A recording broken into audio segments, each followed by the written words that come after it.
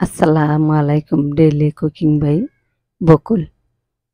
আজকে গরুর মাংস ভুনা করব। গরুর মাংস অনেকেই অনেকভাবে ভুনা করে থাকেন। কম মশলায় কিভাবে সুস্বাদু করে রান্না করা যায় আমি সেভাবেই আজকে রান্না করে দেখাবো।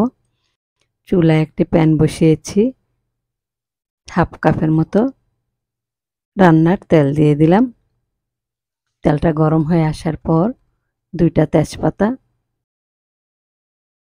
3টা শুকনা মরিচ, 3 টুকরা দারচিনি দিয়ে দিলাম। দিয়ে একটু নেড়ে চেড়ে হালকা ভেজে নিব। এখানে 1 কাপ পেঁয়াজ কুচি দিয়ে দিলাম।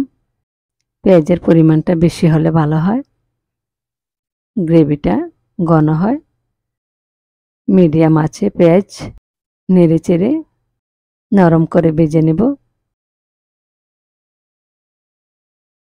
পেঁয়াজ নরম হয়ে আসছে, এখন দিয়ে দিলাম 1.5 টেবিল চামচ রসুন পেস্ট, 1.5 টেবিল চামচ আদা পেস্ট দিয়ে কিছুক্ষণ নেড়ে চেড়ে আদা রসুন ভেজে নেব যেন কাঁচা গন্ধটা না থাকে। 2-3 মিনিটের মতো ভেজে নিচ্ছি। এখন দিয়ে দিলাম গরম মশলার পেস্ট।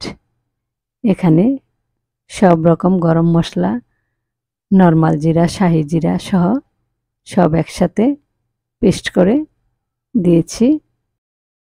আপনারা চাইলে শুকনো মশলা ফাঁকি করে দিতে পারেন। এখন দিয়ে দিলাম 1.5 চামচ মরিচের গুঁড়া, 1.5 চামচ হলুদের গুঁড়া, 1 টেবিল চামচ ধনে গুঁড়া, 1 টেবিল চামচ লবণ। হালকা পানি দিয়ে সব মশলা 2-3 মিনিটের মতো কষিয়ে নেব। যত কষানো যাবে ততই মাংসের টেস্ট বাড়বে। মশলাটা অবশ্যই ভালোভাবে মিডিয়াম আঁচে সময় নিয়ে কষিয়ে নিতে হবে। যত কষাবেন ততই তরকারিটার টেস্ট বাড়বে। হালকা পানি দিয়ে ভালোভাবে কষিয়ে নিয়েছি যেন মশলাটা না পড়ে।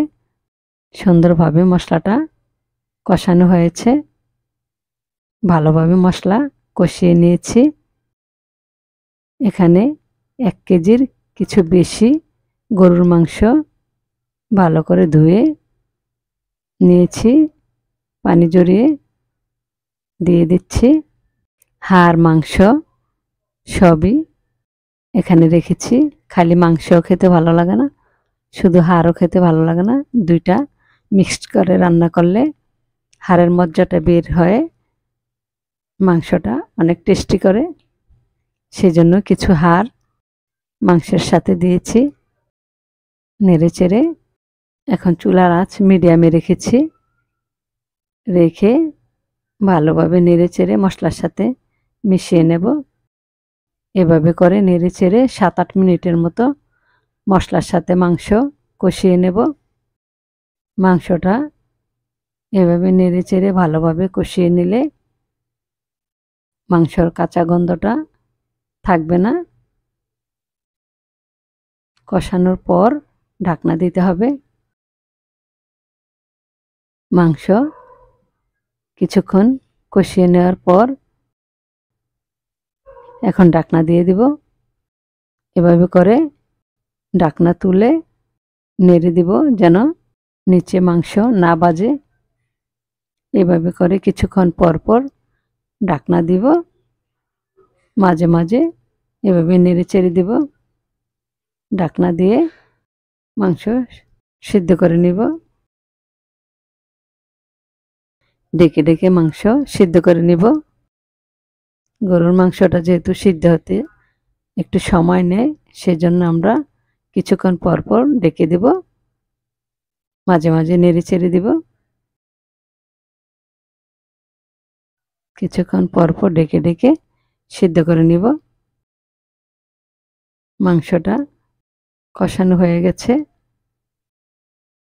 এখন দিয়ে দিলাম 2 কাপ গরম পানি। মাংসতে অবশ্যই গরম পানি দেওয়ার চেষ্টা করবেন, তাহলে মাংসর টেস্টটা ঠিক থাকবে এবং তাড়াতাড়ি সিদ্ধ হবে। আবারও কিছুক্ষণ নেড়ে চেড়ে জাল করে নিব, তারপর ঢাকনাটা দিব। পানি দেওয়ার সাথে সাথে আমরা ঢাকনা দিব না, কিছুক্ষণ কুক করে পরে ঢাকনাটা দিব। আবারও কিছুক্ষণের জন্য ঢেকে দিয়েছি। ঝোলটা গাঢ় হয়ে আসছে, দেখুন প্রায় মাংসটা হয়ে আসছে। আবারও কিছুক্ষণের জন্য ঢেকে দিলাম। এখন দিয়ে দিব কয়েকটা আস্ত কাঁচামরিচ। কাঁচামরিচের ফ্লেভারটা মাংসতে ভালো লাগে। মাংস রান্নাটা প্রায় হয়ে গেছে, ঝোল মাখা মাখা হয়ে গেছে, রান্নাটা হয়ে গেছে। চুলা অফ করে দিয়েছি, ঠান্ডা হলে আরেকটু গাঢ় হয়ে যাবে। এ পর্যায়ে চুলা বন্ধ করে দিয়েছি।